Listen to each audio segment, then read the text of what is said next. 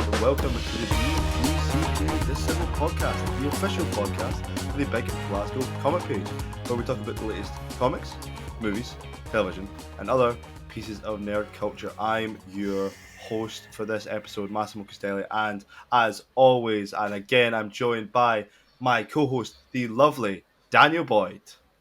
Hey, I've just poured myself a pint of cider, and the condensation has went onto my mouse mat, so I'm not happy. As you can tell, this is being recorded. It's later on at night because, as Dan said last week, you can tell by what he's drinking whether or not it's late. And on his kind of not his first appearance, but his first video appearance, we have the fantastic. And then I'm gonna murder your name, Gerard or Gerard. Gerard. We'll go Gerard.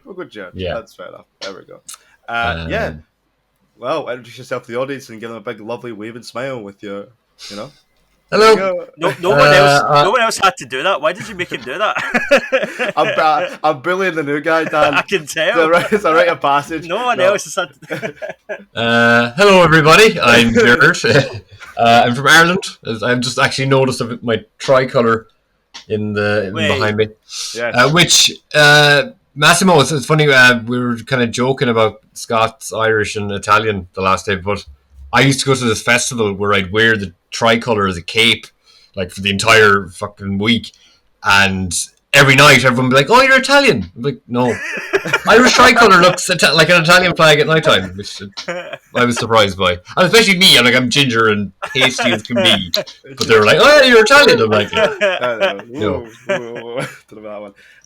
Yeah. But on this episode today, we are going to talk about. Drumroll, please. It's all about the bad villains in possibly good films. We'll be entirely honest with you here, folks. The qualifier for this is very, very slim because a lot of times a good film has a pretty good villain. But we're going to roll with the punches, see what happens, and see what terrible hot takes that we all have on this situation. We'll also be covering some of the major news pieces of the week, and that will probably take place later on in the episode. So, who would like to kick off this discussion topic? I'll get the ball rolling. Of course, Dan. So, Shyamalan, he's a man of polarising movies. But back in the early 2000s, he was still a pretty hot property, and people were still up for going to see his movies, and he was still getting billed as the next Spielberg and Kubrick and all that shit. So Signs came out, and Signs is alright. I like Signs. But why that? What was the decision to make the aliens fear the water? Like, oh man, I was peek behind the curtain. I was looking for ideas last night, and I'm looking through all these clips from movies. I see the scene where the water pours on the alien's shoulder, and it's like they crash zoom, and he's like, it's so past poor. Like, what a shitty creature, what a bad villain. You think that a race that had mastered space travel would do their research beforehand and find out the planet is made of 70% water? Yeah. Wear a jumper or any item of clothing. I'm just going to go naked and freeballing it. Just a Mac, just like a weatherproof Mac would have done the job. Like, just a cagoule, mate. Just stick with a cagoule or a windbreaker. Like, yeah. With that being said, I mean, M. Night Shyamalan seems to have a thing with characters having water as a weakness. Oh, yeah. If I can, Unbreakable, Bruce Willis' character. Yeah, and then he gets drowned in a puddle. Or review for Glass, the website. That was also maybe not a great villain. That weird secret society that all paused in that cafe that time. Remember, that was weird. In Glass, a strange movie that was. Oh, I didn't. I didn't go near any of them. Don't. Split's fucking. Unbreakable and Split are great. Unbreakable and Split are great, but it's Glass was a car crash, man. Mm-hmm. My favourite thing out of that, I don't even know if it was in Unbreakable, but just that GIF, or it's not even a GIF, it's a meme. It's just Samuel L. Jackson. It's like, comics, motherfucker, do you read it? I don't even know it's in the film. I just like to try and throw it at people every once in a while. It's great. Oh no, obviously. I don't think that dialogue's in the movie. I think that's just a meme, but I think Yeah. he told. I think it works though. Do you know what I mean? Regardless, you could say to someone, "Oh, this." Yeah, is nobody's going to argue that he didn't say that. Like, yeah, Yes, It seems like he said it. It's Samuel Jackson. He's got to have at least one That seems right. motherfucker in a Yeah, that sounds movie. Yeah. Yeah. But yeah, definitely Aliens Who Size, man. What a terrible decision. Yeah. Like, it's a decent film up to that point, and then it's like, what? Yeah. It just ruins the suspense, doesn't it? Yeah. Like Yeah, a 'cause light that's- fog could have killed him. Yeah. Not even like mist. Sorry, like not even. It's a very Like, humid day. toxic, yeah. The first ones that land in Scotland just get fucking like Gobs. absolutely Aye, gobs. you're toast, Yeah. man. Anywhere near Britain, you're deep. Exactly. Very grand. That's it. Jesus.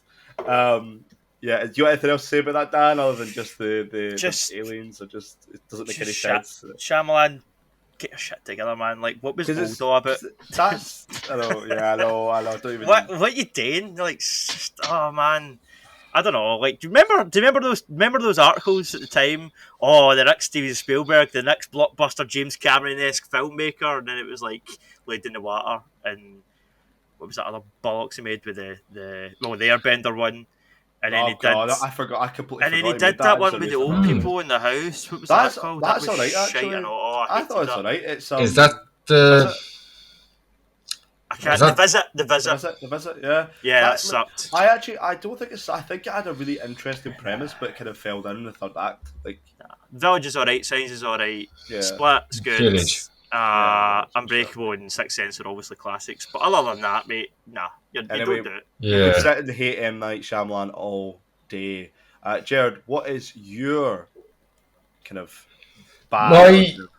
As I was saying before we started recording, I found this fucking difficult to try and pick of anything. Like, I was just like, oh no, they're like, you don't want to pick something that's kind of maybe been done before. But my choices, nearly all of them are. I don't really believe that they're terrible villains, and I don't think it really suits. But I'm just being nitpicky for the sake of it. And to get to it, my first film is going to be Logan, which it doesn't really have a direct villain. Like, there's the Reaver guy who in the comics, like, that could have been very actiony. But I guess going back to before all this, Scott Frank, one of the writers on it, he worked with James Mangold on the Wolverine, and he was doing a talk recently through some Irish film board thing that I was partaking in, and he was saying when James Mangold came back to him to do Logan, he was like, why the fuck would you want to do that? They did like the way he said, like, the Wolverine was a good film and then just like a superhero-y film, and like I think as most great superhero writers or whatever, they hate superheroes, so like they don't try and make it superhero-y. So it doesn't really fit in with Logan to have like, well, not it could, but like, they weren't trying to go for the big action set piece at the end, even though they kind of had one. I just kind of thought, there was no direct.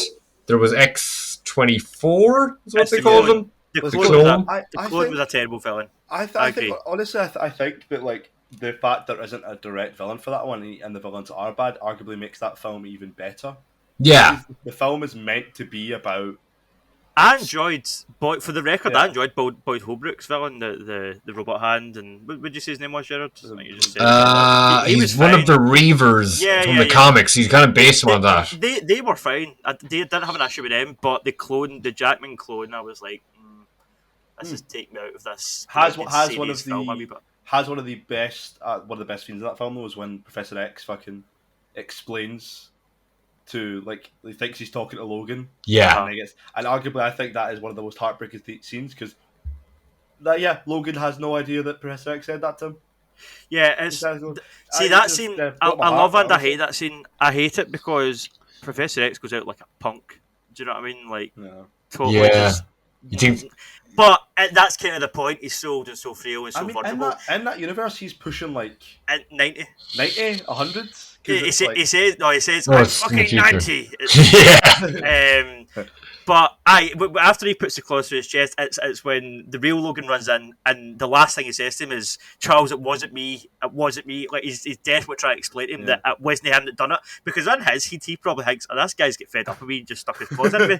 So Yeah. that's what he's worried, and that part I really like. I think it's really well acted, and it's really kind of tugs at the heartstrings of that. But the actual death itself, every time I watch it, I'm like, it's such an icon, Yeah. it's such a kind of shitty wee. It came as a shock, but like, see, I guess just from being such a dried-in-the-wool nerd that sometimes, like, if something's better for a film choice, I'm like, oh, but if they could have made it better for a comic choice too. Like, and like, there can be a happy medium where it kind of, I don't know. It was one of those moments. The first time I seen it, I thought, "Oh, this is a dream sequence. Like he's going to wake up, and this is going to be a nightmare." And then it wasn't, because they hadn't explained the clone up until then. It was just this guy who looked like a younger, more primal version, and then he put the claws to him, and I'm like, "This must be a dream," and then it wasn't. So maybe that's good, because it kind of played with your expectations, and you're saying it was a shock, but I don't know. Yeah. I think they could have dispersed the villains in that too, because like Richard E. Grant was technically a villain. Yes. Who Yes. fantastically, like, it's only from rewatching it that it stuck in my head now that, like, isn't he like going through his villain speech and does Wolverine shoot him? Somebody just gets shot, unceremoniously, just gets shot in the head in the middle of a sentence. Like, who actually kills him? I feel it could be Wolverine. Like, it's actually Wolverine. Like, he's just about to go into his speech, and the Wolverine just like fucking shoots him in the face, like, or someone does. But yeah, I think they kind of spread it out because there was no real direct villain. Like, I think that could have been a good place to put in Dakin, which to introduce two children in one go. But I mean, that would have made more sense than the clone. Well, yeah. The original plan was to bring Liv Schreiber back as Sabretooth. Sabretooth. I think he was a good guy though. Like, he was supposed to go to him for advice. He wasn't. Yeah, I don't know how they would have done it. Because that was. They would have undone Origins, but they would care if they had done Origins. Yeah. Like, I could forgive them if they. I mean, I assumed the Days of Future Past undone Origins. Yeah, I guess. That's what I assume, because I assume because the X-Men timeline is even more confusing than most timelines because it has several middle of the road reboots. Yep. But yeah, no, I assumed that like all the stuff that happened in Origins and to some extent X 2 and 3 got erased because of Days of Future Past. But that's what that's kind of what I really enjoyed about Logan, was how they just kind of went, some of this stuff happened, some of it didn't. It's all exaggerated. It's comic books, it's stories. You know, when you see that older kind of broken version of Logan, you can kind of decide for yourself what parts actually happened, what parts didn't, and it kind of like explained away how inconsistent that timeline was. I thought, in quite a clever way. That makes sense. Yeah, I think the only guarantees were one, because they mentioned like the final battle at on the statue and stuff. Statue of Liberty. Yeah. So yeah, that's what I'm saying. So great film. Like, I do think that even as good as it is, I think they kind of dispersed. Like, Wolverine fighting a clone of himself is very comic fucking book, basic, computer gamey. Even like it's. I think your average comic book doesn't do that much. Like there is clones, of course, but like I can't even think of that many times Wolverine has fought an actual clone of himself. Yeah. Let's not talk about Spider-Man. That'll come back. They can't keep getting away with it. I know they are going to do. I know. But so I have a hot take. Right, ready. I enjoy Massimo's hot take. This is going to be really bad, and I'm going to defend myself. I love the Star Wars films, but technically Darth Vader is a bit of a shit villain. Why? But specifically Anakin Skywalker. Sure. Because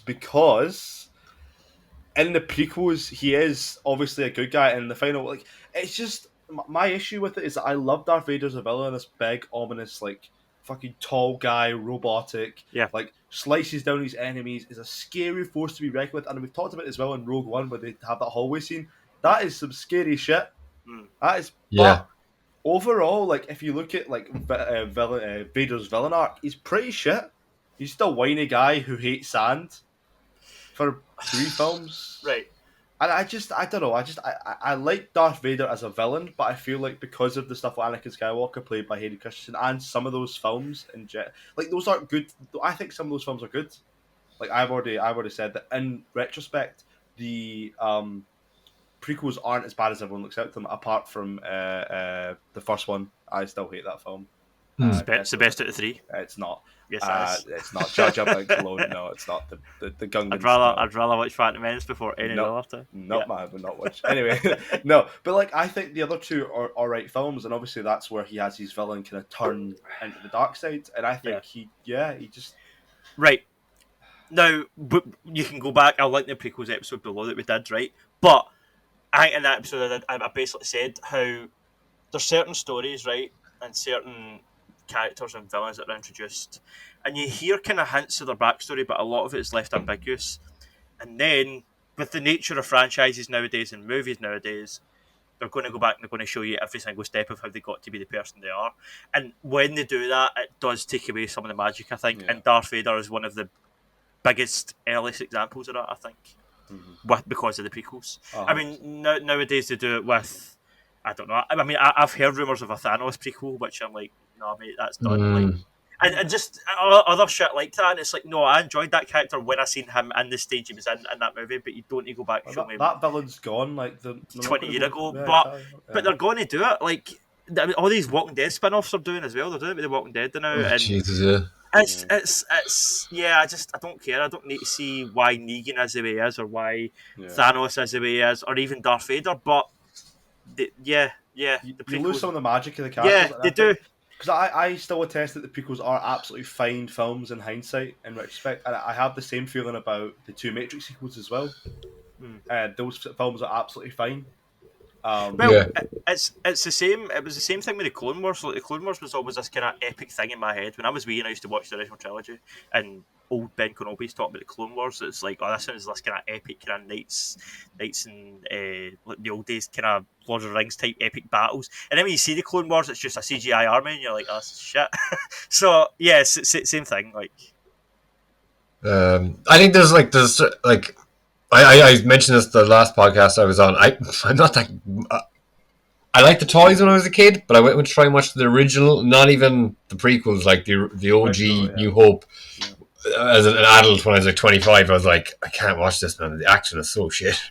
Like, the design is perfect. I love the lore and everything, but kind of sidestepping from that, I think sometimes there's this kind of like glorification of having a relatable villain. Yes. And I think sometimes a villain doesn't need to be that relatable. Like, you can kind of see where they're coming from, but it's nearly better when they're a dick. Like, still, and like Thanos is. I think that's my big. Sorry, there are a few things that's been done well. I've just came into my head there was the Metal Gear Solid games. I mean, Metal Gear Solid 3, that goes back, shows you how Big Boss became the way he was phenomenal. And all of a sudden, you're seeing things from his perspective, and you're like, oh, that guy that was just a total evil arsehole now has a reason for being the evil arsehole he becomes. And it can be done well if it's done by a competent writer. And I think it's delicate, though. You can tip that seesaw too much, and then you're like, well, they're not really a villain then. Like, okay, they were like, I think in other ways I can respect that. They're like, we're just seeing them on a bad week. There are definitely more bad examples of it than good examples, I think. Yeah. Which is the issue, because the bad ones stick out like a sore thumb. Yeah. It kind of takes the tension out of it, I think. You're like, well, okay, he was just a bit of a prick, but like, who's the real bad guy then? Yeah. I think it's just, Yeah, but I stand by that. Is that Darth Villain? Darth Villain. Darth Vader, yeah, like Anakin Skywalker, pretty shit villain. And by that extent, Darth Vader and those original appearances is tainted. But I also think, I think objectively, like, you take any iconic villain, right? Take the Joker, or take any kind of big villain from pop culture, and show them as a 10-year-old kid, they're going to be annoying. Like, it's not specific to Darth Vader. Like, you take any badass villain and shows them a 10-year-old, you're going to think, oh, that's a wimpy kid. Like, you're not going to. I think as soon as you do that, you ruin the ominous, kind of scary mysteriousness that goes with the villain. Because you got that where you look at them and you're like, I could kick that child. Right? Yeah. Yeah. You just punt Jake Lloyd right in the face. I could punt that child. Poor Jake Lloyd. That boy's life is ruined by those movies, man. Yeah, I know. Like, sucks. God, childhood stardom is the worst. Anyway, Dan, have you got anything else in terms of these other villains? Oh, is it myself already? It's yourself already. Right. This Do you know what? I'm going to go with this one. I wasn't sure of this one because I don't really know if the movies are as awful as some folks say, or if they're good, or there's good elements to them. But talk about Star Wars. We've been through the prequels, so let's look at the sequels.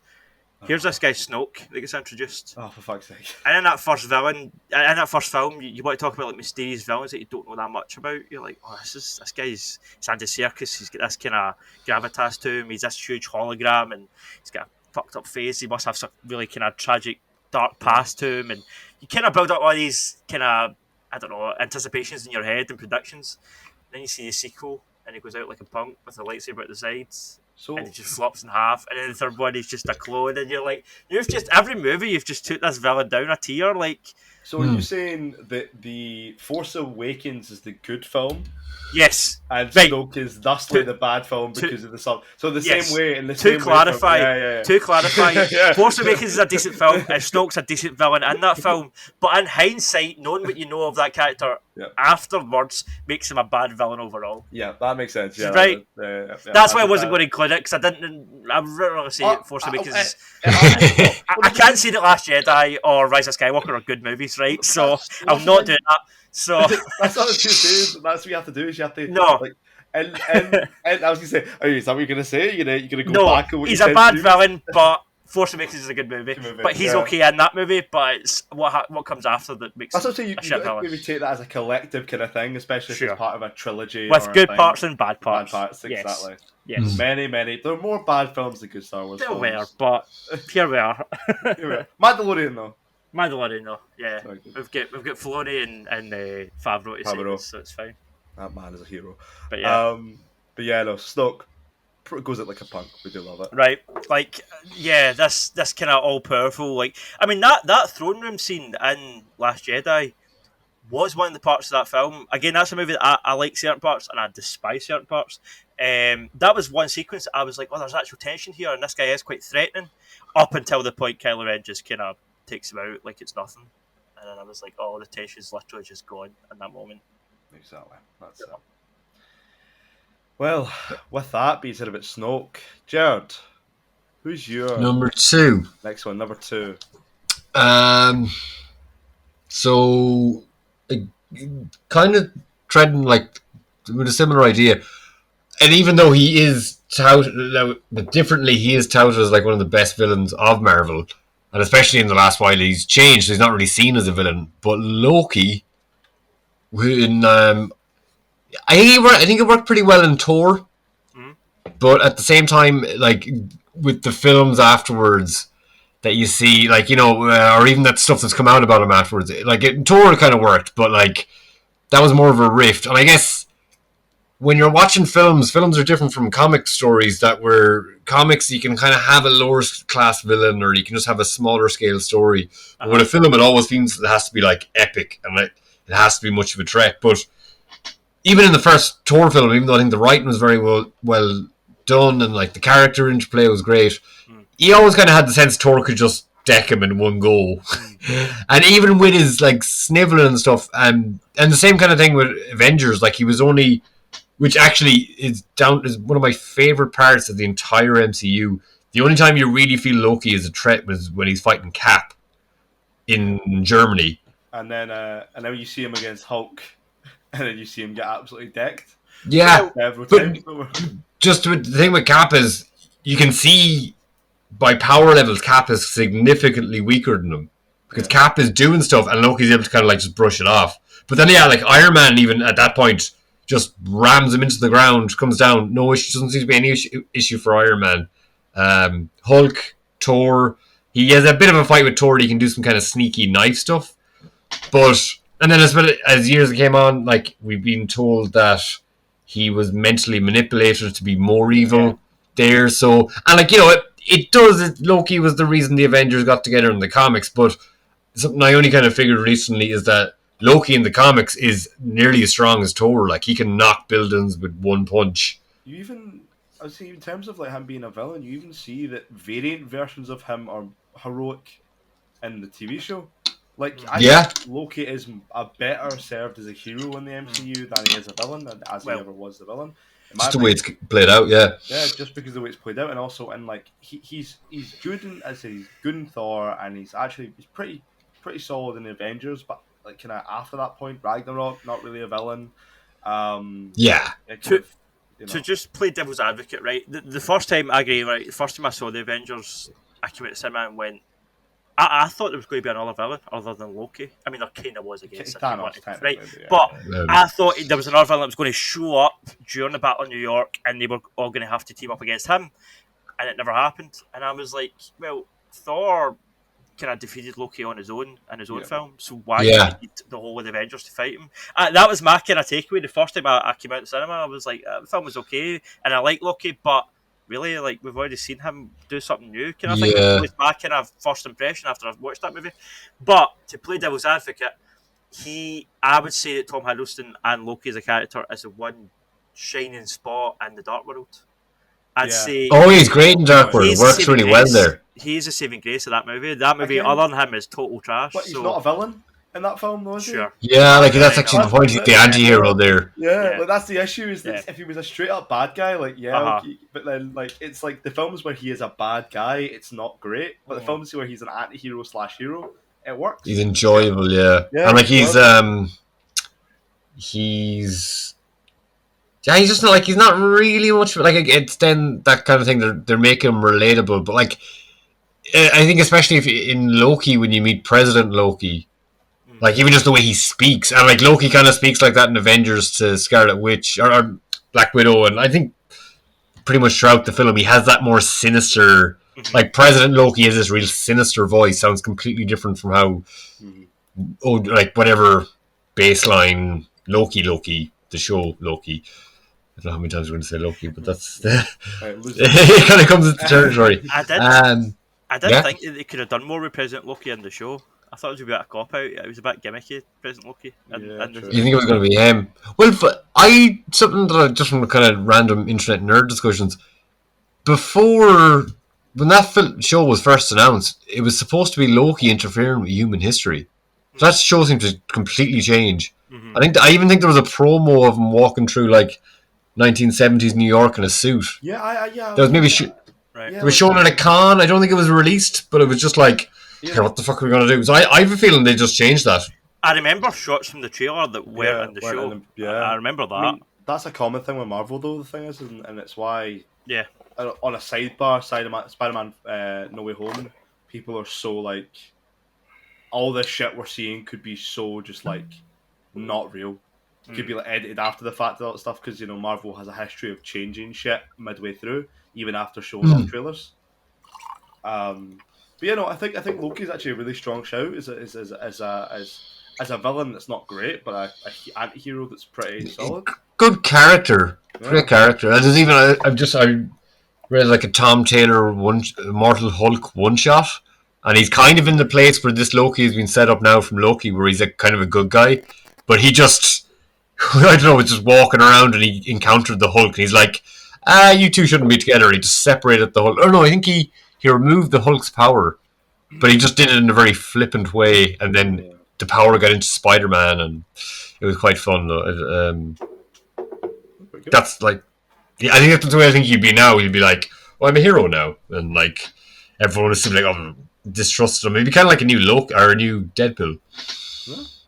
Okay, cool. I mean, we do love when the comics say to do crazy shit that would never ever be adapted into film. So in terms of my kind of second one, so I'm kind of torn with this one because, and this is my thing, is I love Captain America: The First Avenger, right?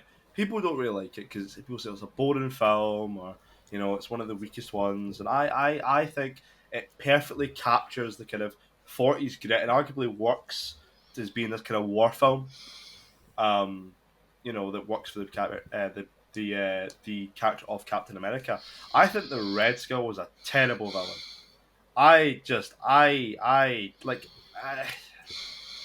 think it's maybe for the fact we had so little screen time with him. Like in the comics, like he's the guy who fucking steals Professor X's brain and takes on a bunch of telepathic powers, and he like changes the whole world by like in the Secret Wars, Hydra Wars, what the one that was when Captain America's evil. Like he's the reason why, because he convinces the personification of the Cosmic Cube to turn Steve Rogers into being a bad guy. Like the Red Skull in the comics is a bad dude, but honestly, pretty terrible villain in the MCU. He was functionable. Yeah, I like Hugo Weaving. He was totally pantoing it up and hamming it up. Yeah, but it's fine for that movie. And as we were saying, he doesn't get much screen time. I do think Marvel, especially at that stage in the MCU, were very prone to killing off villains far too soon. Yeah. I mean, there's so much more with this. They did kind of retroactively also bring it back with Soulstone shit and all that way, which is the Ross Marquand. But they could have done more with Red Skull and Cap than they did. I just think that's probably like, rather than him being a terrible villain by like being a really badly written villain, it's a terrible villain by proxy, because there's so much opportunity, so much like potential with him as a character, and the stories that he could have done with Cap. Which we'll probably never see, because no Steve Rogers and no Red Skulls. They only have a couple of. I think they're like what's the. If any character of the trilogy, they're like, okay, let's just get through their biggest stories, and like with Cap, like Marvel just have that thing, like, or had that thing. I think they're getting away from it. Like they're bringing back Abomination. Like, and most of, like, I think how Loki was perceived so well as a villain to some people is like, we just got to see him more than once. Like, we didn't get to see half of the, like, iconic villains. Like, that's the whole idea. Like, they mightn't have been great in that film, but give them another film. They could have improved. I think that's the one thing about What If. As much as I'm enjoying What If, I'm watching it going, God, Red Skull, they do more with him in What If. They do more with Killmonger. They do more with... And I'm like, they should have did this in the actual MCU instead of doing it in this offbeat cartoon. Like, it's wasted potential, right? Yeah, I know. That's what I think Hugo, they were probably like, he probably didn't even want to come back. Yeah, he definitely.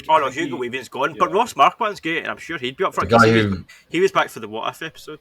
So. I like him. And he does a brilliant impression of Hugo Weaving, and it's all CGI makeup. So I mean, it's a giant man with a red skull. I feel like you could probably put anyone under them and give them a fairly convincing German accent. Exactly. Yeah, they could have changed it around.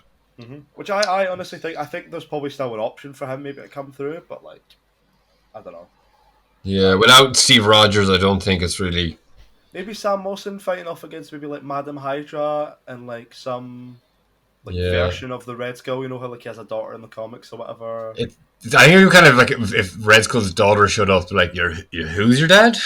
I don't know him. In the MCU, exactly. Wouldn't really work. There's not he's on Vormir for the last like 50 odd years. Yeah. Do you know what I mean? Like, that's like, it's kind of good to see him for a second, but when you think of it in the long run, you're like, most of your experience was being the Space Ghost, not being like, not Nazi. being thing. It's just funny because when you're trying to put comics into, like, comics can go back to the same character all the time. With films, it's always like, oh, we gotta, I think, first film we've got to use the best villain, and then I don't know what the obsession with killing them off is. I guess just expect it for such an amount of time, but it's not needed anymore. I know. So what? I just on a side part with that one as well. Ulysses Claw, fucking great villain. And then Black Panther. Yeah, and totally squandered. They just killed off his two biggest villains. In one film left. When he got shot in Black Panther, I was like, oh, he'll be fine. Oh no, he gets shot in the head. Like, he's dead. It's like, oh, okay. Yeah, so. Yeah. Are we wanting to tap one more on? Or I've got one more. If you want to go around once more, it's up to you. Or we could get on in the news segment. It's up to you guys. Right. I'll offer you mine. Okay, because I think this might lead to a bit of discussion. Okay. There are no redeeming qualities. Although there are redeeming qualities to Zack Snyder's DC movies, there are no redeeming qualities of Lex Luthor and Jesse Eisenberg. There's no defending that casting or that character. And at the time, I was all for, let's wait and see. Because I didn't see the same about Affleck. Oh, he'll be terrible, he'll be this, he'll be that. Let's wait and see. Ledger was doubted before he was Oscar-winning Joker, blah blah blah. Let's wait. No, Jesse Eisenberg was a horrible decision, a horrible choice. I like Jesse Eisenberg as an actor. He's not like Lex Luthor. That was a shit show. Was there ever like why was he so young? I didn't get that. I was like, they were trying to go with a more kind of modern, up to date Zuckerberg. Obviously, played. Oh, they're making him Zuckerberg, and then like, oh, let's just get the guy who played Zuckerberg. Yeah, so, right. So rather than like traditional like stock billionaire, tech billionaire, like it's more like social media, Silicon Valley. Yeah, they're kind of. Do you want to know something worse? Someone, obviously Breaking Bad was quite big still around that time. Yeah. Somebody asked Bryan Cranston if he'd been asked, and Bryan Cranston was like, "No, I'd be really interested, but nobody's ever asked me." And I'm like, "Why did nobody ask Cranston?" Could you imagine Bryan Cranston in an alternate universe? Like, he would have been perfect. Man. He would have been perfect. Especially at that stage in his career. I do feel like now, after watching Your Honor, he might be a wee bit too old. I don't know. He could probably still do it. He's really a bit old now, but like, at that that time, 3 films out of him. Post Breaking Bad, it would have been perfect. Could you imagine, like, because he has that perfect demeanor of being like calm, cool, and collected, but they can fly off the fucking handle. Which is what Gene Hackman's Lex Luthor was back in the day. So totally. Oh man, let's not even talk. That's our own what if. Yeah. I'm not going to fight and say that Batman v Superman is a perfect film, because it's not, but it's a film, again, with good parts to it and bad parts to it. Lex Luthor was definitely one of the worst parts of it, so that's why I threw him out. It's weird, not to bring this in as my third choice, but my third choice was, and I think it follows a similar ground, it was an easy one, but Venom in Spider-Man 3, while, like, you know, Bryan Cranston would have been a great Lex Luthor, like, but sometimes the stuff that just makes sense, it makes too much sense, and for the laws of the universe, it's not going to happen then. But, like, you know, Venom should be, the whole thing with Venom, he's this, or Eddie Brock even, he's this douchebag, but he's a stocky guy, and that's why when he turns into Venom, he's this big monstrous thing. Yeah. But I kind of liked how, and even they did it with Andrew Garfield in Spider-Man, it's like, they took what was, you know, Spider-Man being a nerd. They just took that into the modern day, and that's actually kind of, you know, being nerdy is more socially acceptable now. So that's why Andrew Garfield was a bit cooler. Well, it's not the exact same thing, but Eddie Brock with Topher Grace. Yeah, Topher Grace. They kind of just made him. They took a different slant and were like, let's just make him a snarky, annoying, an alternate Peter Parker, kind of like nearly a variant. Yeah, bit of a wet wipe. Yeah, but see, I mean, not that Peter Parker doesn't do him that wrong before he goes to that chapel to ask for God to kill him. It's like, calm down, mate. It's a bit drastic. Do you know what I mean? I don't think you're blaming the wrong person. Yeah. I mean, arguably, in my opinion, also has one of, in that film, you have Flint Marko Sandman, who is we mentioned him last week as well, because he's one of the villains that is like a good villain trapped in a bad movie. We've said it before. Sam Raimi's Spider-Man 3 would have been great, but the studio version that we got, it was no. But I was also like, when I was trying to think of my third one, I was like, oh, put Sandman in. But Sandman isn't really a end of a trilogy villain though. Like, I said it last week. I just think he's a very compelling villain. Rather than I just said a big bad evil guy, like a big, I just he's very compelling in his story. He's the one bright spot in that movie. I think do you not like New Goblin? Snowboard Goblin. Franco texting 6-year-old girls. Brilliant, mate. Quality. Yeah, of course. But I think there is that thing to it, like, it's not a perfect. We're getting better now. I only think, for me, Civil War was a big turning point. I might have said this last time I was on. Civil War was a big turning point where it was like, maybe just so much had the action. I think it's even taking more steps now, where the storylines and what happens in comic book films are only now at the level of comic book storytelling. Do you know, we've gotten out of that mold of being, it's a trilogy, the villain dies every film and that's it. Like, but with, say, the Raimi films, they were like, okay, first film, this is going to be really hard. They hadn't really done exactly something like Spider-Man. You know, it was more difficult than making Superman fly. Yeah. But they were like, okay, and with a lot of these films, they have to just get out, just put the biggest villain number one. And then they die. But then, if you really think about it, what they ideally would have been best for Spider-Man 3 is they circle back to Defoe and just brought in that thing that, which they might do now with No Way Home, is that No, the Goblin formula just brought him back to life.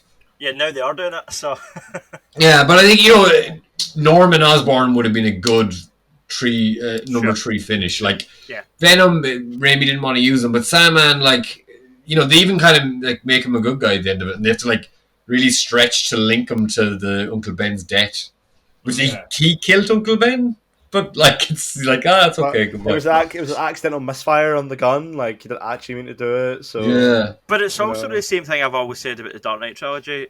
The Tom Hardy's Bane wasn't horrible, but it followed Heath Ledger's Joker. That was the worst thing about it is the fact that he had to follow Heath Ledger's Joker. Yeah. So it was never going to be. Yeah. I'm never going to live up to that, and that was. It's not a terrible performance. It's not a terrible version of the character. It's fine for Nolan's universe. It is just not what came before. It's a Godfather 3 thing. I don't think the Godfather 3 is a terrible film, but it's not as good as the other two. Exactly. And it's the same with Rises. It's the same with Rises. It's just not as good as the first two. It's terrible. That was really like thrown off. Like Heath Ledger's death just really affected that whole thing, and him being so brilliant. I think he even made Christian Bale's Batman look bad in the second one with the voice stuff. Yeah. Well, I think we got to see him speak more in the Batman voice, and it was just like, come on. Yeah. Yeah. Even the modulator on Affleck was kind of weird.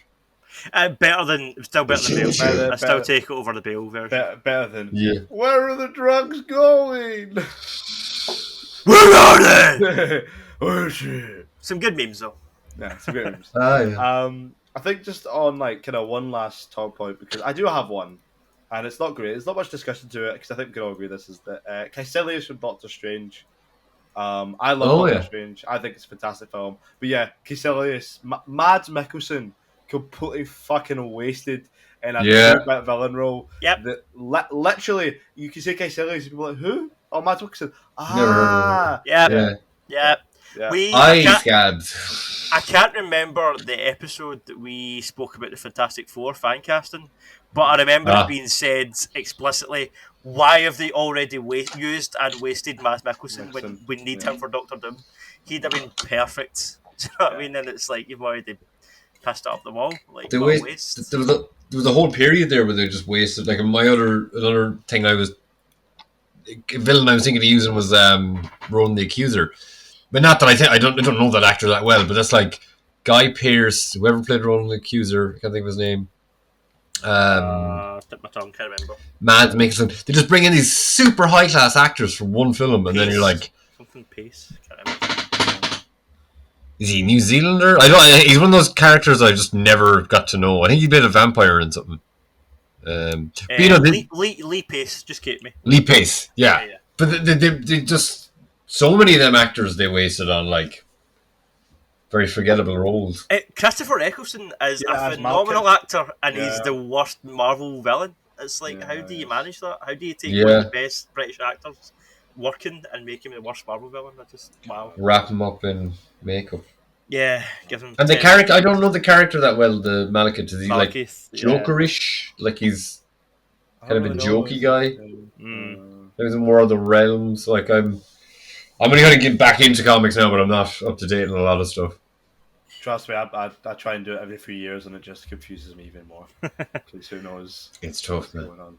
My plan of attack in the last year and a half that I've really got back into it is just like trying to work through as many kind of classics and like, but then jumping around, like do 2 volumes here, jump around. But there's just so much like. I mean, that's a discussion topic within itself, is how bad the situation of comics is nowadays of trying to get new readers in.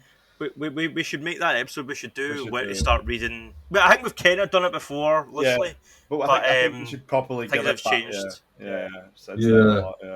But yeah, so I think that kind of concludes our kind of these terrible villains in fairly decent to middling good movies. If you guys have any thoughts of your own, and if you're watching this, if you still stayed with us, please like and subscribe, turn that notification on if you're on YouTube, or even leave a review if it's on Apple or Spotify or Google or whatever, and leave your own comments below about what villains that you think are terrible in films that you love or think are good. With that being said, I think it's time for us to kind of move into the kind of biggest news stories of the week. And Dan, would you like to start us off with the kind of I mean, it doesn't have to be the biggest one, but I assume it's one of the biggest ones because I'm very surprised that they're doing this, and it's a Penguin solo series Yes. for HBO Max. I thought you were going somewhere else, but yeah, I'll open that I up. mean, that's my big one, but I think I kind of throw it off to you. So, HBO Max, the streaming service, are obviously looking for their own Disney Plus type kind of shows to get off the ground. The first one of which is apparently The Penguin. Yeah, I reported in this story earlier in the week. It is in very, very early stages of development. They've not started filming. Colin Farrell is still in talks whether he's actually going to reprise the role. I reckon a big element of that is the amount of prosthetics that you would have to wear for an extended period of time. If this is going to be, even if it's an 8-part miniseries, that's still a lot of hours filming under a lot of heavy makeup. So I don't know. I'm just assuming that that's probably what's taking the hold up. Because he looks, if you've not seen the photo, he looks unrecognisable in the movie. But yeah, it's kind of nuts because the day that I wrote that article, funnily enough, was a year exactly since the first trailer dropped for the Batman. So that was the first time we've seen Colin Farrell as that character. But this version of the character of this series would be written by Lauren LeFranc, who has worked on Agents of S.H.I.E.L.D. and Impulse. Matt Reeves would serve as executive producer. Sure, I'm up for it. We'll make it dark, make it... I mean, it's kind of hard to say when you've not seen the Batman. Do you know what I mean? What tone? Yeah. But going by the tone of the trailer, they're clearly going for a kind of David Fincher-esque tone, let's say. So if you can bring that into a kind of supervillain-led series, I guess it could be interesting. Yeah, I just wonder how some versions of the Penguin are super cheesy, cackling, but some of them are really kind of psychotic, dark. He'll skin people alive, kind of gangster, horrible, tortures people. So I wonder if that's probably the version we'll get. I would assume based on Matt Reeves and the tone he's going for, and Colin Farrell's performances in the past and things like that. But yeah, I don't know. I mean, it's not going to be Danny DeVito, is it? It's going to be it's going to be different for that anyway. But yeah, I think the big testing ground for how these villain shows will work will be how well Peacemaker is received. Yeah. Even though, because obviously it could probably going to be completely different genres. Yeah, they're still stems of the films that they're originally from. I don't see them being tonally similar. I see this being more tonally similar to the Gotham Central show that we're getting. We're getting a Gotham Central show. Are we still getting again, that? I thought no, apparently it's still... I thought that as well because I hadn't heard anything in a while. But when this press release came out about the Penguin, they mentioned something about how HBO Max's other show that they've announced is Gotham Central. So it is apparently still coming. Whether Ed Brubaker's getting anything to do with it, I don't know. I doubt it because he's been slagging comic book companies recently. But yeah, I don't know. It's so funny that there's so many different shows. Like, there's also the Superman show, which is now on HBO, Lois and Superman, which is like seems to be high quality, but it's not in the same level. Like, the Matt Reeves Batman has a very distinct vibe, even just from the very short trailer we've seen and the look of it. But then Peacemaker is something completely different, and I know it's funny to see that it's DC's just kind of like do this. Yep. It's like seems to be going well for now, but literally the method of throwing it to the wall and seeing what sticks at the moment seems to be. Comics have been doing it for years. Comic writers take a character and they do their own thing. Look at Grant Morrison. Look at Jonathan Hickman. Look at there's Mark Miller. A lot of writers do that. So I would prefer that. I don't want to see DC do a streamlined. Everything has to be the same tone. We need a Kevin Feige to be brought in and oversee everything. No. These are cool characters. We all know the origin stories. We all are familiar enough with these characters that we should just be able to give it to people like I don't know, like Matt Reeves and Dan Trachtenberg, who we're going to mention later, and just different directors that are creative people, and just say, make a movie based on the Penguin, make a TV show based on such and such, and see what happens. I would rather that. I like the variety. We can have the Suicide Squad, and we can have the Batman.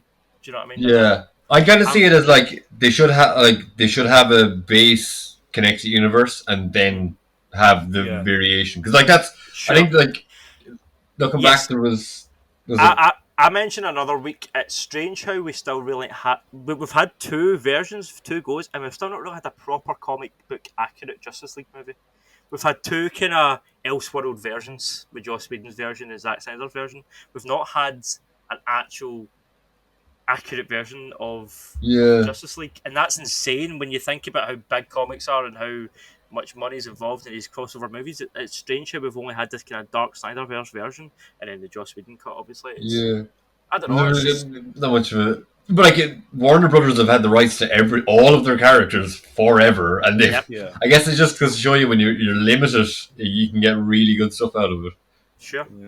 And Yeah, like that's MCU what could I have been was that way saying. for a while. DC Warner Bros have got no excuse because, as Yeah. you said, Gerard, they've always had these rights. So it's like, well, But I think arguably, it's the whole thing of when you have too much choice. Too much Yeah. choice, and too many characters, it's not that Where do hard you though. try? Start with Batman, make a Superman movie, do a Green Lantern movie, an Aquaman But movie, they and a just Wonder have Woman to- movie, and then do a Justice League I film. think- It's I not think that hard. I mean, you've got to admit though, I mean- the major issue is that because Warner Bros. That believe that characters like Green Lantern and like Wonder Woman and like Aquaman and stuff like that would bring in names. By the way, still think it's bullshit that Aquaman got a film before Green Lantern got one. Even though Green Lantern is going to be getting a HBO Max series. Yeah, but like that's the thing. I'm not DC at all. So like, is the Green Lantern show is that supposed to be the same as the Superman and Lois? So Like, that has some connection between the different. So the way how it works is, and this is the way I've seen it, is that in the CW Arrowverse shows, they acknowledge all of these different things when they have they had their Crisis on Infinite Earth event, which basically led to them and at the end of that episode, like fucking 4 or 5 part crossover, they literally show off different like versions of the universes. And I think that Green Lantern HBO Max show is like confirmed to take place on like Earth 77 in the DC wider multiverse, because I'm pretty sure like even the Zack Snyder films also take place in a separate Earth in that multiverse, because the CW, like, I think DC want all of their things under one brand. Yeah. So all of their shitty CW TV shows, all of their decent films, all of their bad films are all under one brand. They just take place in different Earths. Or that's the way I've interpreted it, but I don't know how. Yeah. But as you're saying, Massimo, though, I guess like what Gerard was saying a wee minute ago, it's kind of like the CW verse is the main universe, and all these blockbuster movies are the Elseworlds, which is interesting. Which is kind of weird. How it's worked out that way. But isn't it the CW verse? That's what most of the HBO shows are now, isn't it? So some of them like are cross. So HBO Lois and Clark show, that is in the CW era with the Flash and all that, but it's just different. It's such a weird convoluted thing though, because like as you said, it technically they're all part of the same thing, but they're all part of a greater wider multiverse. Like, I think that's what DC are really trying to do. They're trying to really hammer into this idea, and even with the HBO Max Penguin show, they could even make that an Elseworld show. Like for God's sake, they have an Alfred Pennyworth show. I'd not seen it. Oh yeah, and Krypton. I've heard it's great. Pennyworth might be great. Krypton had a really strong first season, and the second season was okay, and then got cancelled, and I was very sad. Who gives a shit about Krypton? It's like just fucking. I was like, I don't care about this planet. It was a good show. I don't give a shit. I know it explodes, so who cares? At the end of the first season, Zod from the future prevents it happening. Right. So it ends up going off in an Elseworld story. And like Zod becomes like the Superman. It's a really fucking cool ending, because it's really fucking cool. But again, I didn't get a chance, and it was a completely different show to what was original. That's my hell, and I will die on it. The Krypton was there. No, fair enough, man. And got thrown under the bus. In my opinion. You seem very solid. I mean, so I'm not going to say that. I'm gonna. I'm gonna have to represent my.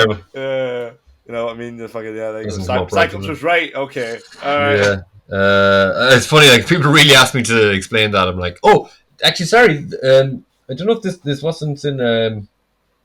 I think there's a hint of the new Batman theme out by. Yes, yeah. Massimo, you would be the best man to describe the guy, or to pronounce the guy who did the score for the. Hang on. Did the score for the Spider-Man films? Oh, it's not Michael Giacchino? Yeah. So because was he the one that done the I'm having a look at it. I think he did Doctor Strange and Homecoming, and so it's like there's about 3 bars, but maybe I could play it from my phone here, but if that's just awkward, it's fine. No, because the Batman in it. I know exactly who you're talking about. I just can't remember his name, but he is a fantastic composer, I believe, as well. I hate how the fucking whenever you Google the Batman movie score, it's literally the Batman as in like the Danny. I just have it here on an Instagram video. It's like it's not released. It's just like a couple of bars of it. Yeah, it's one of those things of like it is like a genuine like. I know who you're on about, and I can't remember his name, and I can't find it through Google because Google shit, and it's terrible too. But no, I 100%. I seen that today as well. It was kind of I released along with this, I think, as well as I threw a few stills from the film. I believe was as well. Because it was Batman Day. Yes, because yesterday. Oh yeah. And in the city of Glasgow, there was a bat symbol on City Chambers. Yeah, which is, I believe, which is pretty cool. Which, if Batman was real, he would probably hunt down all those politicians because they're all scum. But yeah, I mean, there was another. Let's get political. There was another event that happened yesterday as well that I feel like the Batman would come crashing through. But aye, well, let's not go there. Let's not go there. What was the one I seen? I just couldn't use Batman Day to drag Batman, but there was an artist. I just try and find this. It's just a picture of Batman, and it's like. Is that the Batman using the grappling hook? Oh shit! No, it's just. It's a picture of Batman beating someone up, and the cop has a gun drawn on him. He's like, "Don't worry, officer, I'm incredibly wealthy." I was like, "Nice." Batman was like my first superhero, but like in the years gone by, and I got more and more into Marvel, I'm just like. Everybody, if he had prep time, he'd beat anybody. He's just a fucking man. I think Marvel do it a bit better where they have the human characters just by the skin of their teeth. I mean, even being able to fight a superhuman person. Where like Batman just being able to take anybody on. It's like I don't know. I haven't read enough Batman comics to fully appreciate that quality. Speaking of superhuman Marvel characters, because that's how I'm going to do the segue. Nice. And in terms of characters who were kind of on the breadline with being normal human beings. So apparently Tom Hardy was spotted wearing a Spider-Man No Way Home hat. Yeah, it was a deleted image. I can't remember what he was doing, if it was press he was doing or why there was an image of him. It looked like, the photo I seen, it looked like a webcam. It looked kind of like the footage you're watching of us. It was like him sitting in a studio and he had a cap on. And it did have the No Way Home logo in it. Could it mean anything? Could it mean he's just a fan of these films? Could it be somebody just gave him it and he put it on? Probably. But a lot of the internet has taken it as proof that he's definitely going to be in the movie. Although that said, I don't know if that was the catalyst for them going to whoever is behind the Venom movies. I don't know if it was Andy Serkis that they went to because he's directing what's it called, the new one, Carnage, or if it was that Avi Arad, who is a bit of a scumbag. But they went to one of the people involved with the Venom movies and basically asked them, will Spider-Man meet Venom? And he basically said, yes, we don't want to rush it, but he will at some point, and apparently it's likely going to be in Venom 3, which will allegedly also tackle the multiverse. Which, all of that, I was like, no, please don't do that. Yeah, that sounds shit. Let these crap movies be their own thing, let them not make any money, and then fizzle out, and then just cast Tom Hardy's Wolverine in the MCU.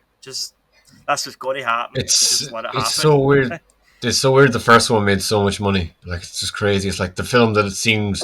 For me, as a big Spider-Man fan, the film that seemed the shit has just made a shit ton of money. Like, in the words of Donald Trump, China. It's the sole reason why that film boomed in the Chinese markets. It was incredible how well it did. I don't know why. Design, maybe? I don't know. Like, is that maybe like it's like a cultural thing, or like it just looks cooler or something? It absolutely fucking exploded over there. Honestly, that's the main reason. Like, I think crossed $1 billion or something like that. It crazy numbers. That's Absolutely insane. crazy numbers. So mad. But yeah, no, I'm not.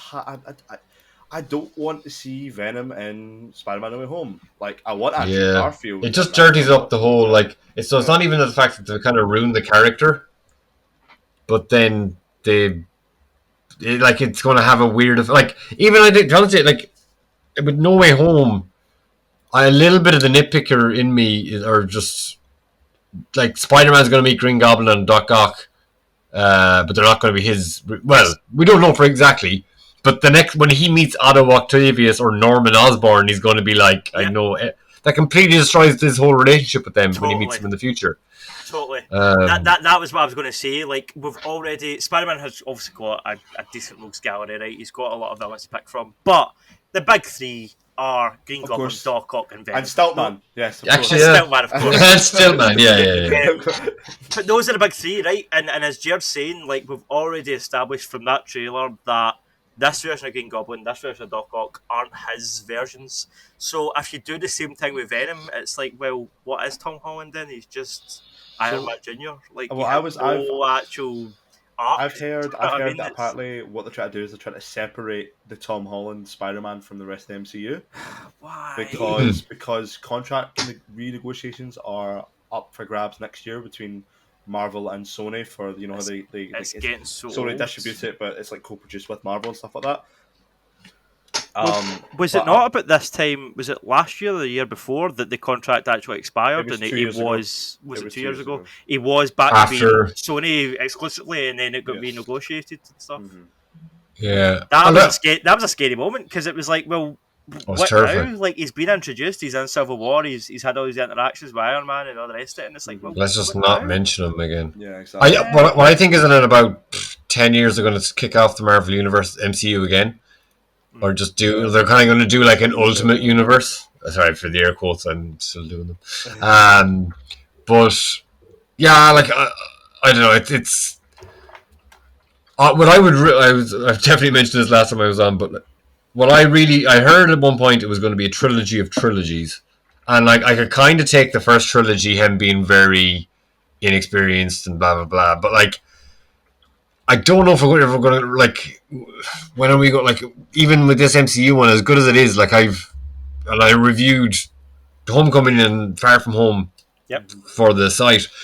I feel like there's some really good things in each film, but there's also some absolute muck, like that the bus scene in Far From Home where he just jumps out, somehow manages to land exactly back in, no one hears the thing exploding and stuff, that kind of stuff. So like the MCU, I kind of take it, for me it's more of a sum of its parts as opposed to exactly what's there. I just like, okay, look, there's good stuff in there, I just enjoy what's there.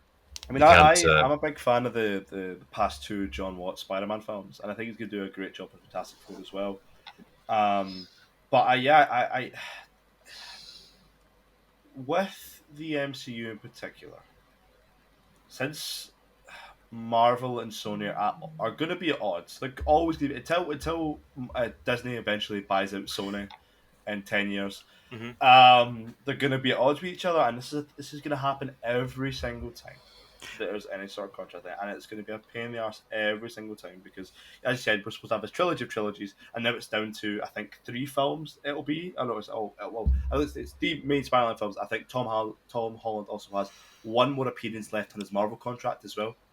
But as you're saying, Mass, right, it's going to be a pain in the arse for the next 10 years. So does that not make you wonder how much are they asking for the rights to Spider-Man?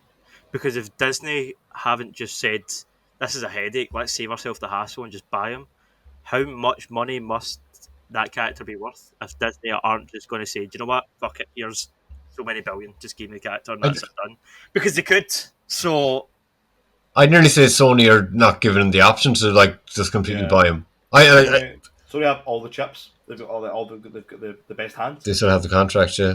Well, what I was thinking, I mean, look at everything else, Star Wars and everything else that they've bought. It's like, well, why not? Why not the Sony verse as well? Like, yeah. Well, I think the MCU should just get Tom Holland and let why don't Sony just make their own Spider-Man?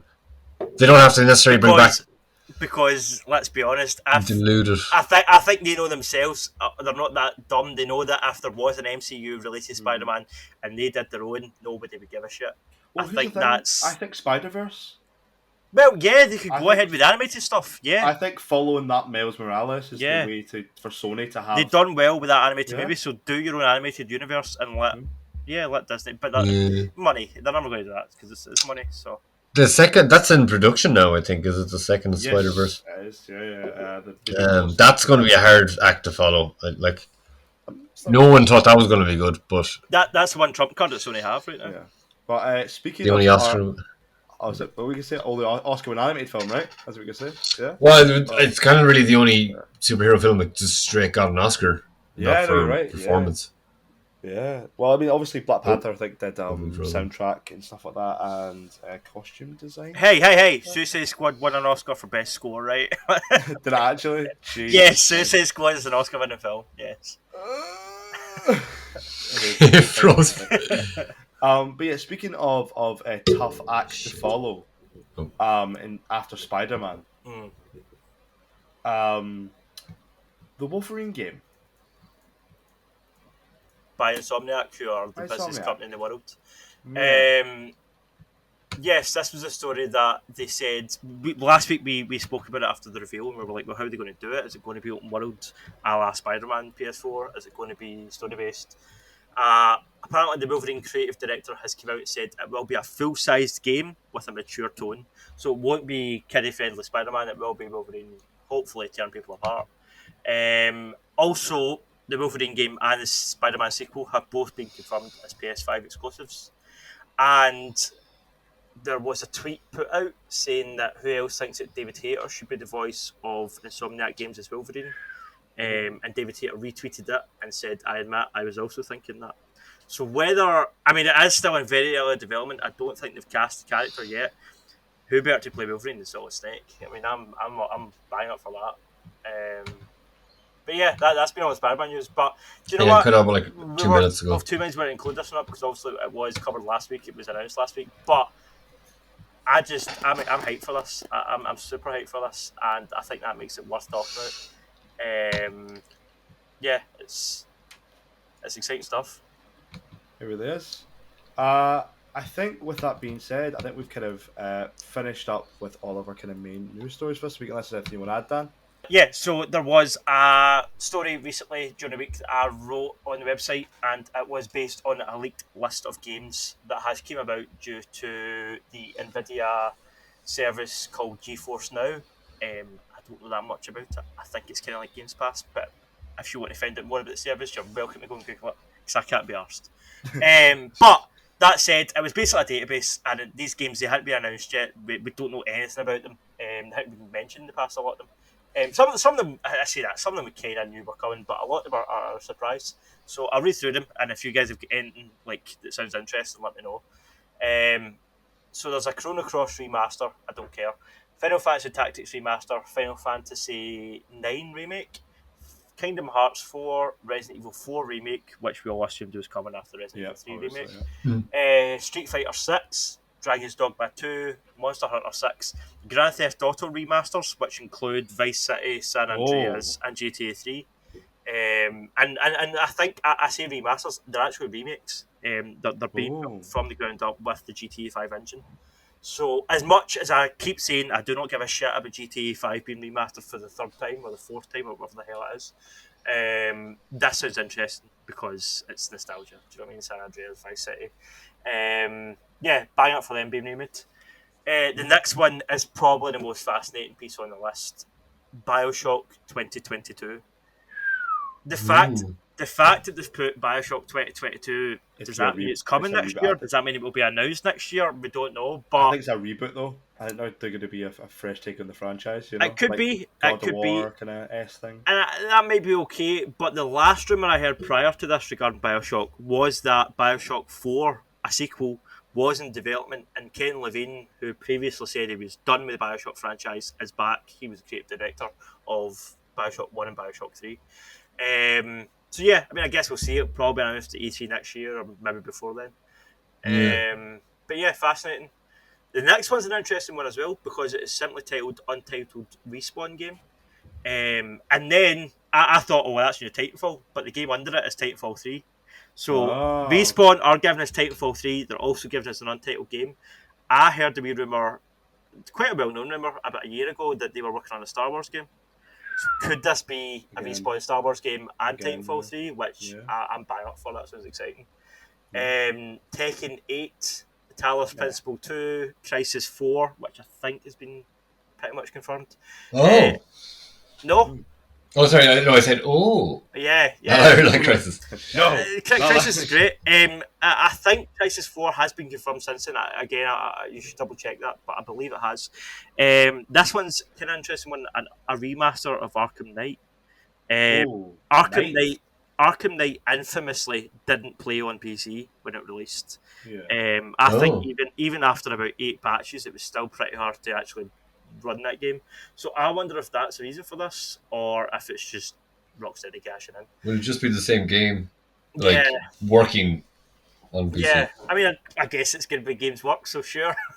XCOM 3, Injustice 3, Gods Will Fall, which makes sense. I mean, what they called Mortal Kombat guys. I can't remember the name of the studio right now. But they traditionally do Injustice Mortal Kombat and Justice Mortal Kombat. There are rumours they're working on a Marvel game. But that is rumours at the minute. But we're getting a new Injustice game, which is cool. Destroy All Humans 3 was part of this leak, and it has since been announced. We got a trailer for that yesterday. Sorry, did I say Destroy All Humans 3? I meant to, or whatever the hell the sequel is. We're getting a sequel to Destroy All Humans 3. Sniper Elite 5, which I love. Sniper Elite 4, review for that on the website. Cities Skylines 2, a game called Fight for Middle Earth. Oh, a lot of rounds games would be fun. There's some rumours that this could be a MMO thing, and there's also some rumours that it could be from the team that did Shadow of Mordor, Shadow of War. Don't know, we'll see, I guess. Just talking about the Mortal Kombat guys, Mortal Kombat 12 is on this list as well. A remaster of Call of Duty Modern Warfare 3, which I think has also been confirmed as well since this list has dropped, and Helldivers 2. So, quite a meaty list. And then there's more. The other week, when I was on with Chrissy, I was telling him that if you're going to buy a new console right now, the best way to go is PC, because everything's coming to PC. Well, guess what? More PlayStation exclusives are coming to PC. God of War 2018, Horizon. Really? Yeah. Horizon Forbidden West, which isn't even out yet. Gran Turismo 7, which again hasn't dropped yet. Returnal, the Demon's Souls remake, Ratchet and Clank Rift Apart, Sackboy Big Adventure, and Ghost of Tsushima are all coming to PC. So, yeah, kind of nuts. I mean, according to this leak, whether this is to be believed, but yeah, fascinating. Kind of weird because, I don't know, before the launch of PS4, everybody was like, oh, well, this will be the last console. I think they're done after this. And then PS4 done gangbusters. PS5 came out. You still can't buy one because it's that popular. So it's like, well, why are you driving players to PC? If you want to keep making consoles, surely make your games exclusive. But who knows? After X amount of time.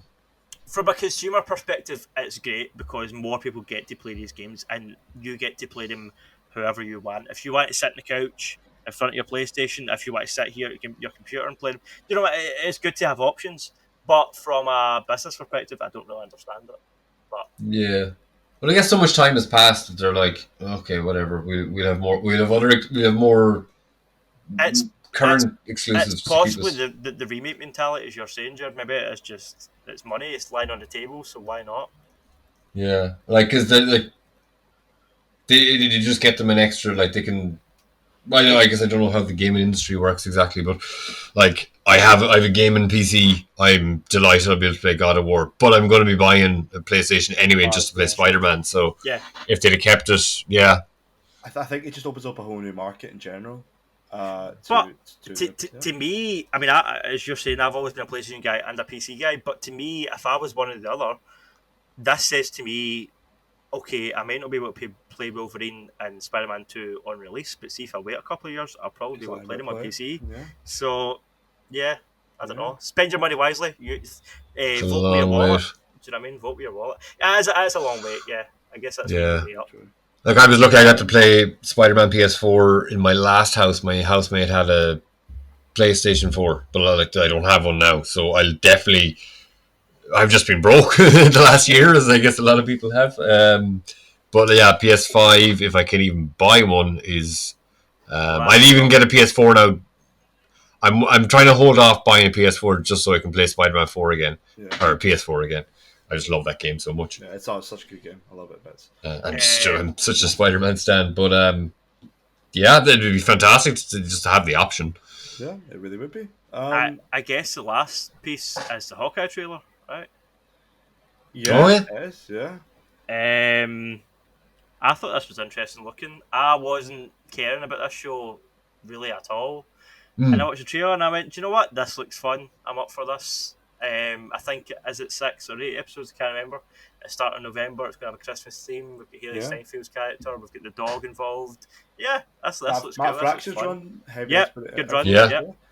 I think that's, honestly, I feel like what we got was very different, I think, from what people would have expected from a Hawkeye show specifically.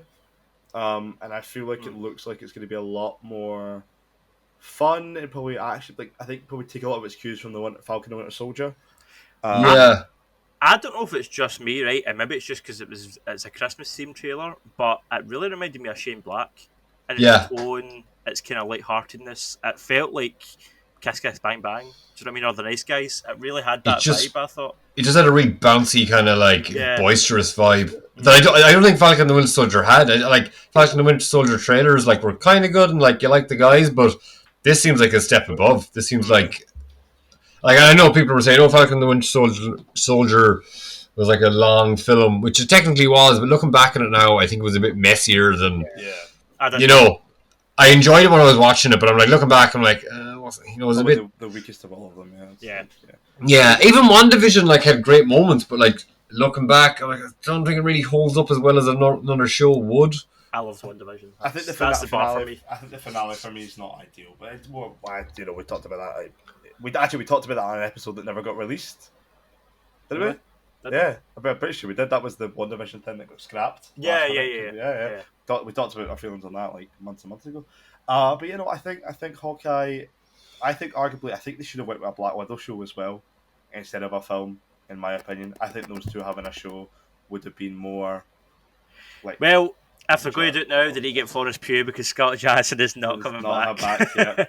Yeah. That bridge is burned. And she's supposed to be in the new Hawkeye show anyway. Florence Pugh, as Yolanda. Which I'm looking forward to seeing more of her. Yeah. Sure. Yeah, I think it's going to be. Great. I think it's a good show, and I feel like the trailer kind of sold me on it. Also, the fact that they made a musical of the Avengers is very funny. And it's in the Richard Rodgers Theatre. I rewatched the trailer the other night, and it's playing the Rodgers musical is in the Richard Rodgers Theatre. That is clever. I love that. I didn't expect it to even though I knew Haley Steinfeld was going to be playing Kate Bishop, I still was kind of surprised with how close it seems to be adapting the Hawkeye Matt Fraction series. And I nearly to a degree where from looking at other trailers of stuff, it seems to be the closest adaptation. I know it's we've only seen snippets, and I've only read the first 6 issues, but and recently to get them back into my memory, but it just seems to really carry that vibe. It's not just if you look at Civil War the film versus Civil War the comic, there's a big divide there. But I guess something like this with 2 characters in street level situations, it's not as hard to replicate. Sure. I think it's gonna be great when it comes out in November of this year. It's gonna be fun. I'm sure we'll be talking late November. To death on this podcast. We'll talk about death anyway. I think obviously we said that was a February news, but there has been some breaking news in the past 10 minutes. Andy Muschietti, the director of the Flash film, released a photo that literally just got put out there, and I'm going to send it to our podcast group chat because we have one of them. And it's just a general kind of thoughts thing of this is what they've sent, and so I feel like they're hammering hard on the whole Batman Flashpoint thing. This is Flashpoint, right? This is Flashpoint, yeah. They're really hammering home, and that's literally the past 15-20 minutes that's probably came out. So for folks at home, this looks like a Batman suit that's been sprayed red with a gold lightning bolt sprayed across the logo. Exactly. I mean, if it wasn't too, I don't know if there'll be an image that will appear on screen now, yes, or there'll be Dad somewhere saying fuck off. And so just there we So go. I had to make one edit, or maybe make two. Jesus, man, you're making work this week. Exactly, I know, right? That's it. No, but yeah, that's just a kind of general thing of. I just thought I'd put that in last minute because it's such as like fresh news as we're recording this. But yeah, Flashpoint. I love the idea of it. Looks pretty good. So is that imagery exactly something from Flashpoint? So there's a it's it very does similar look- to It does look quite fan made, but I don't know if that's on purpose. yeah. It's apparently from Andy Machetti's Twitter account or Right, thing on right. Instagram. Oh no, but what I mean, like from the comic, is there like a scene where Flash wears a Batman costume or something? Or... I think it's more. I think it's more like the when they done the button and stuff like that. I think there's a few variant covers and stuff like that where it looks something. It's not identical imagery. Right. It's just like kind of drawn from that kind of That's ringing similar a thing. bell. Yeah. I'm trying to remember. It's gonna be. Oh, okay. Yeah. It's more like it feels like a piece of art that's from that. It does, Obviously, yeah. it could not be, but like I think from the way how that is, that reminds Just me a lot of That image screams Flashpoint. As soon as you said that was the first thought in my head. Some of the art from it, I think, reminds me of it. But again, I could be entirely wrong. Could this mean we're getting Jeffrey Dean Morgan, Thomas Wayne Batman? Because I would lose my shit if Andy Muschietti pulls that off, man. I'll lose my shit. Well, we'll leave the viewers on that thought. So, this has been the BGCP Disassembled podcast. Thank you all for listening. I've been joined, as always, not as always, but most of the time, by Dan and obviously Gerard this week. If you guys have your thoughts and opinions on any of the discussion topics we've talked about, such as terrible villains and good films, or any of the news pieces we've discussed, please leave them in the comments below. Dislike this podcast if you want to, because any interaction is good interaction. And you can find all the latest news, reviews, and sometimes comic book interviews on the BGCP Disassembled Facebook group, and also the BGCP Comic Con Facebook group, as well as the BGCP Comic Con website. So, I've been Massimo Costelli. I'll see you guys on the next page. I've been done, boys. See you guys on the next page. There we go. Bye, guys. Yeah, let's cut up. Yeah, bye. Thank you for listening to Disassembled. You can find more news and reviews on BigGlasgowComicPage.com. And don't forget, you can also find us on Instagram, Twitter, and YouTube as BGCP Comic Con. Make sure you also subscribe on your podcast provider of choice for new episodes every week.